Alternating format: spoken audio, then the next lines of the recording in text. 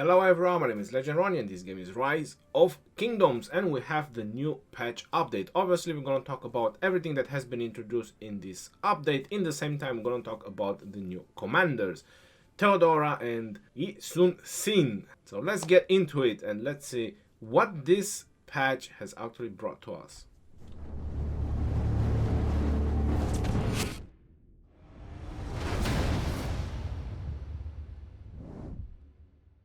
First thing first, one thing that has been changed is the color of the AoE. So for that reason, I'm actually using YSG and Joan of Arc. So you're noticing that is green color, meaning that is ally. When your opponents are actually doing skills and his AoE skills, they look red. Because before everything used to be red, now it's green and red, so people can actually distinguish and tell the difference. Going into the general settings, there's a couple of settings that have been added really new, and that's very exciting. You can customize your game even more. So for example is troops strength bar display. So I'm not sure if you noticed, well, when I was killing the barbarians, on the right YSG had a white bar which was actually telling you the troop strength. That's a very good way how you can actually tell approximately how much troops you can have, because you all know when it goes on yellow it's pretty much around half, when it goes on red you're about 30%, so you don't actually have to look on the battlefield when it's a lot of marches to actually tell the difference if you're actually having a lot of troops. So you see the health bar on the right side of my YSG. That's exactly what I'm talking about. So this is very nice with these settings. Now if you turn it on, you can actually see, so you can actually click on the march and you can retreat it, because you know you want to refresh it, you don't want to just let it get smashed. Some of them, they are very familiar, they were before. Then there is turn off screen flicker.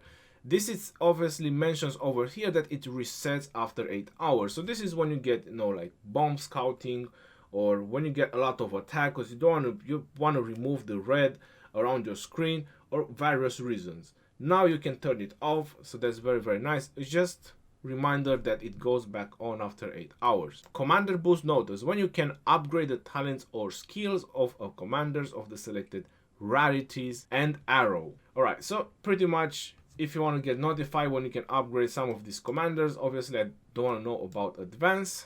And forgeable equipment notice as well. So I don't mind if I'm getting notified about legendary, epics, elite and advanced. I don't really craft normal. Key purchase confirmation. When deactivated, you will no longer be asked to confirm whether or not you wish to spend gems when buying silver and gold keys at the tavern. Reset after 24 hours. Quick help. This is really good. I'm not sure if you noticed it on the screen. I hope I still have it. You're noticing on the screen that I have the hand. So thank God they actually introduced this. So you no longer need to go to your alliance, press help and then press help again. The way you can do it, you can just do it from the screen, but you need to unlock it from the game settings. So you need to go to your settings, you need to go to your general settings, and then you need to press the quick help. Pressing the quick help is gonna unlock it on your screen. And easy peasy, you just pressed help and you helped all your members. So that's pretty sweet. So another optimizations that has been added was obviously in rallies. So now when you're actually launching rallies, it gives you the possibility to actually select which type of troops you want in the rally. Now I have already been tested. This does not stop all the type of troops to go into the rally. It also does not notify the players when they join the rally. This is just something a little bit extra.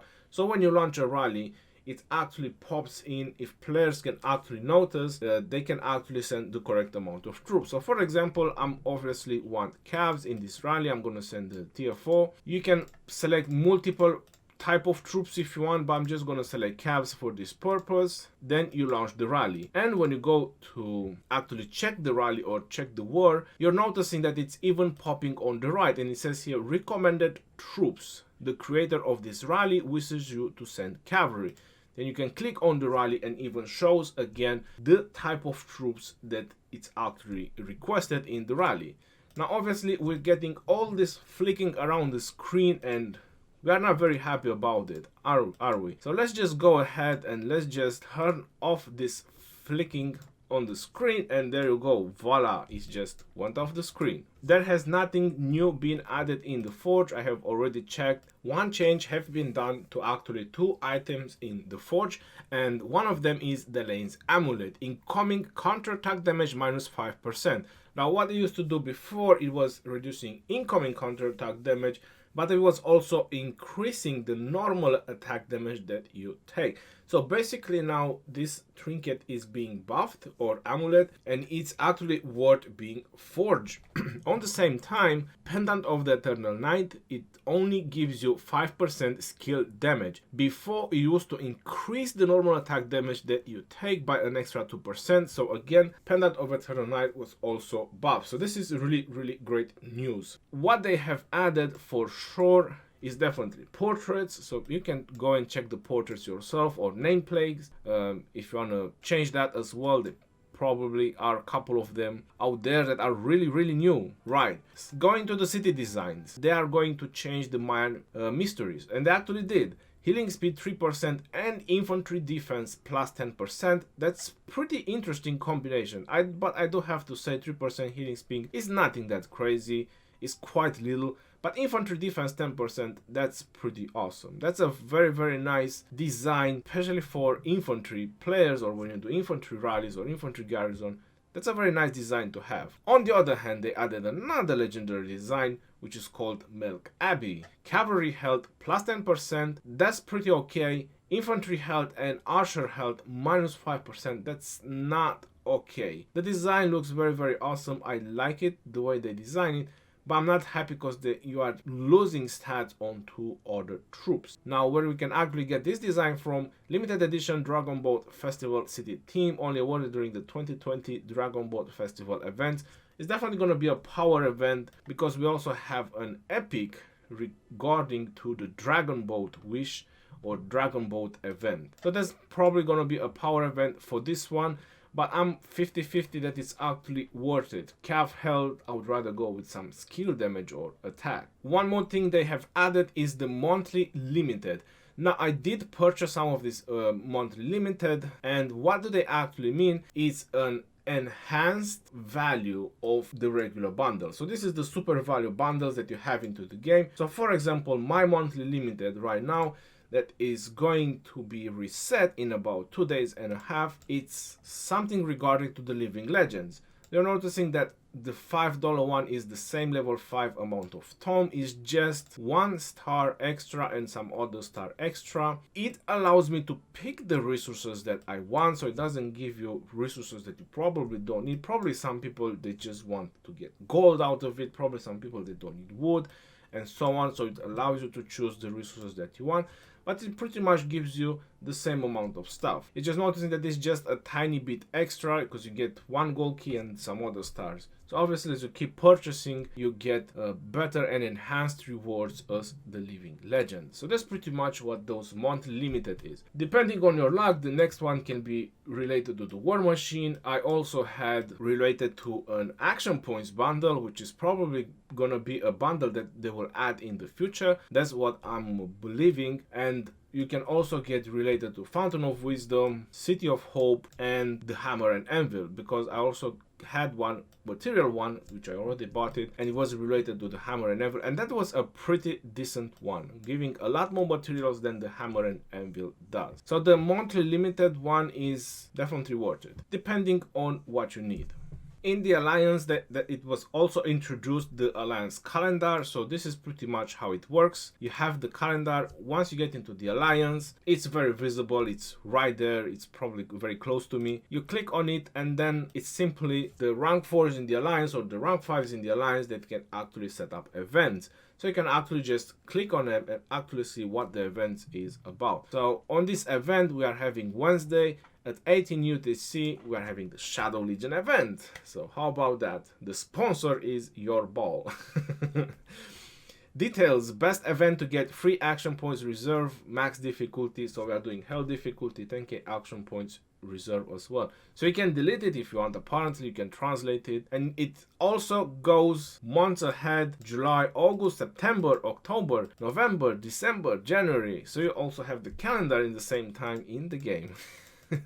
not just events. And you can also click on the today. So that's a pretty nice thing they added, but obviously still emails need to be sent. It would be really cool if they would be able to add like a red dot on it. So whenever there is something new in the calendar, to actually put a red dot so people can actually click on the calendar and check it. So that would be something they could update in the future, so it can actually notify you that there's something new in the calendar. Hopefully they will do it, because that would be awesome. Alright, so now let's go into the main event, because pretty much that's what everyone wants to hear about, isn't it? The new commanders. So we have Theodora and we have Yi Sun, or YSS. I think I'm just gonna call him YSS. We have YSG and this guy is YSS. Something very particular to notice about them, they are both leadership, garrison and defense in the same time. I was pretty much shocked, and I'm being very honest, I was shocked that both of them are leadership. We all know from the past that leadership commanders didn't actually give us the best results on the battlefield, and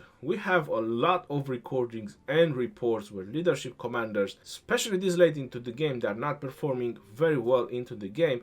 The specific specialization commanders like Cavs, Infantry or Archers, they are giving us way better results overall than the leadership commander. But let's see if we can actually get something good out of these commanders and if they're actually really good at something. I'm gonna start with Teodora, and very nice. Deals damage up to 1400 up to 5 enemies in a circular area. So she already starts with a circular area. So that is actually amazing. That is really amazing about Teodora. Now, will she actually replace YSG? I doubt it. I really doubt it. We are like 1.5 years into the game. How old is this kingdom? This kingdom, I mean, is not very old. It's getting close to a year, but players that are actually having Teodora right now, they're probably playing for 2 years or almost. So until you unlock Teodora into your kingdom, you're definitely gonna have a maxed out YSG. So will Teodora replace YSG? No. If you're actually gonna wait until Teodora comes into your kingdom, you'll be very late, and you'll definitely not do any kind of AoE barb farming. But this is really nice about her. First skill, really circular area. So this can actually give you your second barb farming group. What I would advise about Teodora is just maxing her primary skill so far, and let's see what her other skills are doing. But with her primary skill, you can have a second AoE farming group, and that's really fantastic. Her second skill, defense bonus 10%. When commanding the garrison, all troops under Theodora's command gain up to 10% defense, and damage taken from rallied armies is reduced by 10%. Now, while this might just look a counter to Attila Takeda, we already know that Wu Zetian is also pretty much reducing and granting a lot of defenses, and it's actually not doing so great against Attila Takeda. Will she actually be a counter to Attila Takeda? I highly doubt it. Then we go to her third skill. All troops under Theodora's command gain plus up to 10% attack, and while Theodora's army is more than 50% strength, her troops deal extra 10% damage. Now, personally, what I'm understanding from this skill is that the 10% attack bonus is all the time, but as long as she is over 50% in strength, her troops deal extra 10% damage. While 10% damage, it doesn't actually sound a lot. So these numbers are very low. Even the garrison ones and even this one, the numbers are pretty low. That's just my opinion. Then we have her fourth skill. When commanding the garrison, again, garrison related. Each time Theodora's troops take damage, they have a 10% chance to gain up to 40% damage bonus for 3 seconds. Now, this doesn't specify like all damage, meaning that like Artemisia, for example, then you can actually expect to increase the skill damage, right? So it doesn't boost any kind of that. It just says damage bonus. Well, what I can understand from just damage bonus for me is just the normal attack damage. Overall, as a battlefield commander, I actually don't see Teodora to actually excel that much on the battlefield, just because she has a lot of skills that are too much garrison oriented. For that reason why Wu Zetian is also not performing very well on the battlefield, because she also has a lot of garrison specific or garrison related skills. Expertise of Teodora is just increasing her primary while removing any slow and control effects from Teodora. Well, when we consider control, when you think about control effects, can also be the silence. And when she's on the battlefield, if she gets disarmed, that actually works. So pretty much any kind of control effects, because obviously silence it is. But what is very curious, and this is one question that we should actually ask, is damage reduction considered as control effects? Because this is something that you probably also need to ask the support to get more information regarding this. What is also to mention is that it's same as YSG. The more targets it hits, it reduces the damage on each target by an additional 15%. So my final go on Teodora is that she is not actually worth investing in, exactly like Wu Zetian, or exactly the reason I'm not investing in Wu Zetian. I just believe it's a dead end. I mean, you get to a point where she will actually not have any kind of utilities. Besides, she is not working on the battlefield. The only thing that you can actually benefit from Teodora is just maxing her primary skill and just having a second AoE commander for your bar farming. So if you can actually multitask and be in two places in the same time, so you can AoE bars, that's the best utility you can actually get out of Teodora. If they actually change her a little bit in the future, add her a little bit, probably she's gonna be much better. But again, this is the first review, this is only what we see on the paper. But who will actually test a commander, or who will actually going to max commanders just for testing? Well, that's gonna be a very good question. YSS Yi Sun. He is the second leadership, garrison, and defense commander. Now, while on the paper, again, this commander looks really great. When you check his first skill, direct damage factor, specifically for field battles, it doesn't say about rallies. Probably, again, need to ask the support. Up to 2000 damage factor, that looks really great, isn't it? So field battles deals direct damage up to 2000, and in garrison deals direct damage up to 1400 in a fan-shaped area, but each target received 50% less damage. In field battles and garrison battles, damage dealt also reduces target's movement speed by up to 30% for 3 seconds. Well, that's pretty interesting. Damage and march speed reduction. That's also looks like an infantry commander to me, to tell you the truth. But still, on the field battles, 2000 direct damage factor, that's quite a punch. That's quite a big number for the field battle. His passive skill, which is his second skill, normal attacks have a 10% chance to increase your defense by up to 20% and all damage by up to 15% for 3 seconds when this commander is fighting on your alliance territory or serving as a garrison commander at a stronghold. So pretty much, if you want to benefit from his second skill, you need to use him on your territory or in a garrison situation to actually have a chance to get this defense bonus and damage bonus. And again, is a chance, so this is not permanent. Even though the numbers look very nice, again, it's still a chance. We have his third skill, increase troops defense by up to 30% and troops damage bonus by up to 20% when troops under your command drop below 50%. Well, that's pretty sad. This kinda makes him non-useful for field battle. So you're already having his second skill, which is very specific to be on your territory, right? Then you have his third skill when your army needs to be under 50%, close to non-utilities for field battles when almost 2 skills have almost no utility. When your troops are below 50%, I mean, that's the moment you should actually retreat your marches to refresh. So how will that actually benefit you to actually gain stats at that moment? Nothing so much. Winged formation. Well, I do have to say that his 4th skill looks pretty interesting. I very much like his 4th skill.